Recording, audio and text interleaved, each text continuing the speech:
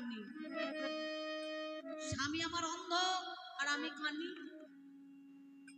তুমি তোমার মামাকে নিয়ে এসো হস্তিনাথ, মামা যেমন ভাবে পরিচালনা করবে এই রাজ্যটা তোমরা চালাবে নাকি বাবা? তুমি বলছো যে কথা, আমার ছেলেরা কোনো জায়গায় খারাপ নয়, যদি সত্যিকারে খারাপ হতো তাহলে সেদিনের কথা কি মনে পড়ে না কামাই? যেদিন কর্ণকে ছোট পুত্র বলে, অধীরথের পুত্র বলে তাকে জাতি ভেদাভেদ করেছিল, বলে নাই বাবা? কি বলছেন? তাকে দূর দূর করে তাড়িয়ে দিয়েছিল, অপমান করেছিল।